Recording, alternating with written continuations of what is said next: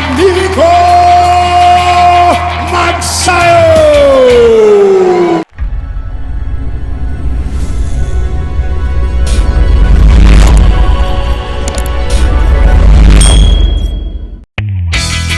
Mapagpalang araw sa inyo mga kakwento at welcome back. Kamusta na po kayo mga kakwento? Well anyway mga kakwento, ngayong darating na araw ng linggo, susubukan na ni Mark Magnifico Magsayo na aagawin ang titulong hinahawakan ngayon ng kampiyon sa WBC Featherweight Division na si Gary Russell Jr. Kaya lang habang paparating na ang kapanapanabik na laban nila, may nagsasabing marami na daw mga dahilan itong si Russell na pinoproblema niya. Kaya kung sakaling matalo man siya, at least may sapat daw siyang dahilan.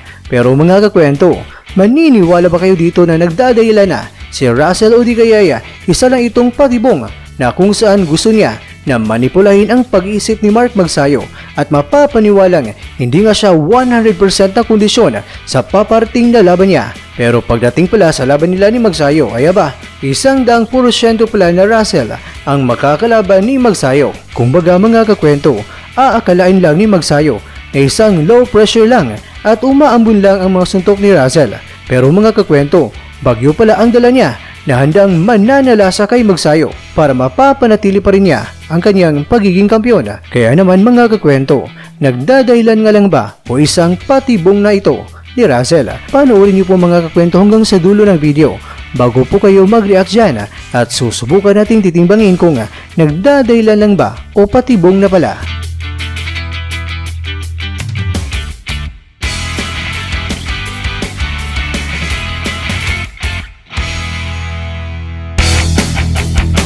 Mga kakwento, ngayong January 23, linggo sa Pilipinas, ito ang unang laban ni Russell mula pa noong February 8, 2020. Kaya talagang medyo mataas din ang pahinga nito ni Russell. Pero mga kakwento, ang nangyari ni Russell ngayon ay hindi kailanman gugustuhin ng isang boksingero o lahat ng mga boksingero na mangyayari ito sa kanila. Kaya dito nyo isipin mga kakwento kung totoong nagdadahilan lang ba itong si Russell dito. Kaya naman mga kakwento, ating alamin muna ang mabibigat na mga pasanin ni Russell ngayon.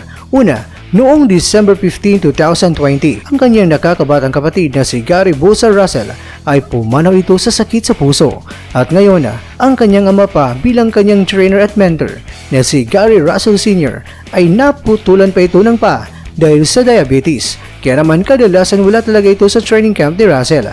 At kung sakaling mapapanood niya ang mga training ni Russell ay aba, magbibigay lang ito ng mga komento sa pamamagitan ng video call. At sisikapin daw nila na itong si Russell Sr. ay nasa corner ni Russell. Pero para sa kanila, ito daw ay parang napaka-imposible daw talaga na mangyari. Pero alam niyo ba mga kakwento, itong si Russell ay sanay na ito na bago man lumaban ay may mga kinaharap na itong mga personal na mga problema. Kaya nga mga kakwento, ang motto in life ni Russell ay don't let adversities beat you or else it will. Kailangan daw talagang lagpasan at talunin ang mga kinaharap na pagsubok o problema dahil kung hindi, ito daw ang tatalo sa atin. At napatunayan na nga yan ni Russell dahil sa taong 2004, ang kanyang kapatid na si Devon Drayton ay minorder sa Washington DC at sa taong 2017 pa lang naaresto ang salarin. Kaya naman mga kakwento, umabot pa lang mahigit kumulang 13 taon bago nabigyan ng lubusan na hustisya sa pagkamatay ng kanyang kapatid. Pero mga kakwento, ang pangyayaring yan ay nagbigay sa kanya ng inspirasyon. Kaya nga mga kakwento, siya ay naging kampiyon. Kaya naman ang ibig sabihin lang dito mga kakwento, sanay itong si Russell na lumaban na may mga pasan na mga personal na mga problema na kung saan nagbigay pa ito sa kanya ng inspirasyon para manalo sa laban. At ang panghuli naman mga kakwento, inamin ni Russell ngayon ay may slight injury siya kaya hindi daw siya lalaban na 100% ang kondisyon. Hindi na rin niya ibinigay mga kakwento ang detalye patungkol sa kanyang slight injury na meron siya ngayon. Mas maganda daw na sasabihin niya sa lahat pagkatapos na daw ng kanyang laban nila ni Magsayo. Pero mga kakwento, ang mga kahindik-hindik na mga trahedyang nangyari sa kanyang buhay ay naging inspirasyon niya para maging kampiyon. At sa ngayon mga kakwento, itinuturing niya na talagang tunay na mandirigma para sa kanya ay ang kanyang ama dahil nagsusumikap daw talaga ito na mababantayin pa rin niya itong si Russell at gagawin daw ng lahat ng kanyang ama na makapunta sa championship fight ni Russell. Titisin daw ng kanyang ama ang kirot ng kanyang mga paa para lang mapapanood niya ang laban ng kanyang anak. Kaya para kay Russell mga kakwento, ang buhay ng tao ay para daw isang boxing arena. Kinakailangan daw talaga that you need to keep your chin down and your hands up dahil talagang papaulanan daw ka talaga ng mga suntok kahit nasa ang anggulo galing. Kaya dapat lang daw talaga na handa ka para magbitaw ka rin ng mga suntok kung meron daw bukas na pagkakataon. Kaya naman bawat araw daw para kay Russell ay ginagawa daw niya ang lahat para malalampasan niya ang mga pagsubok at ito daw ay nagsisilbing pagpapahalaga, pagmamahal at pagpupugay sa mga taong mahalaga sa buhay niya na pumanaw na. Kaya naman mga kakwento, mas gusto daw niya ang mga pagsubok sa buhay dahil binabalance daw niya ito sa pamamagitan ng pagpapatuloy niya sa paghakbang paabante na puno ng inspirasyon. At kahit daw na marami ang mga kritisismo ang kanyang naririnig kung bakit bira lamang siyang may laban, pero para sa kanya, wala daw siyang pake nito dahil ang dapat daw nasisihin ay ang mga boksingerong hindi daw tumanggap sa kanyang challenge kaya hindi daw siya nagkaroon ng laban. Kaya naman mga kakwento, hinangaan niya itong si Magsayo, lalong-lalo na sa panalo niya kay Seiya. Pero nangyari daw yon dahil naghabol daw itong si Magsayo dahil sa scorecards ng mga hurado.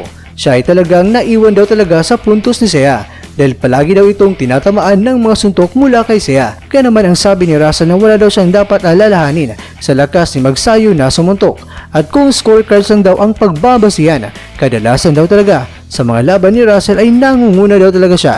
Di katulad daw ni Magsayo na dahil siya ay naghahabol ng puntos laban kay Seiya. Kaya doon marami daw siyang nakitang mga kahinaan at butas sa depensa ni Magsayo. Hindi naman daw niya in-overlook ang kanyang makakalaban, pero gusto daw niyang makakalaban itong si Gervonta Davis. Pero teka, parang ino-overlook mo na ang aming kababayan dyan . Well anyway mga kakwento, sa ngayon daw ay mag-focus lang muna daw siya kay Magsayo na talagang gumawa daw ng paraan kaya nakarating sa posisyon para labanan siya. Mga kakwento, sa mga pinagdaanan ni Russell noon ng mga personal na mga problema at sa kanyang sariling pamilya, lahat ng iyon ay ginawa niyang inspirasyon at narating niya kung ano nga ba ang status niya ngayon. Kaya naman mga kakwento, syempre, nang nalaman ito ng kalaban niya na parang medyo shaky at hindi pala nasa 100% itong si Russell. Kaya naman siguro mga kakwento, kumpiyansang kumpiyansa ang kalaban niya. Pero yun pala, nagulat sila at nagulantang. Ibang-iba pala ang pinagsasabi ni Russell sa kanyang mga ginagawa sa ring. Kaya naman mga kakwento, may iba ngang nagsasabi na baka patibong lang yan ni Russell at baka gugulatin na lang daw itong si Magsayo kapag magkakaharap na sila. Pero kung ating isipin mga kakwento, sa laban lang ni Magsayo na title defense pa ni Russell ay wala sa training camp ang kanyang ama. Tapos mahigit isang buwan pa ang lumipas nang pumanaw ang kanyang kapatid. Siguradong nagdadalamhati pa itong si Russell at idagdag mo pa ang slight injury niya. Kaya naman mga kakwento, hindi kaya sinabi na ito ni Russell ng maaga para kung sakaling matalo siya sa laban ay makakapagdahilan na siya o di kaya isa naman itong napakadelikadong patibong na naman na ginawa ni Russell para naman dagdag sa bilang itong si Mark Magsayo sa kanyang mga nabiktima.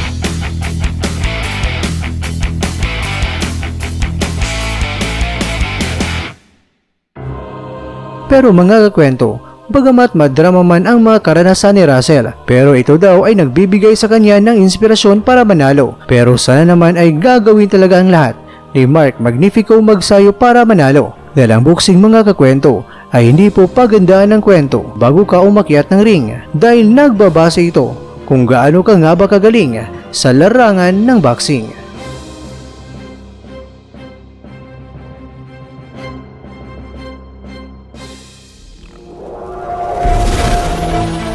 At dyan nagtatapos ang ating kwento.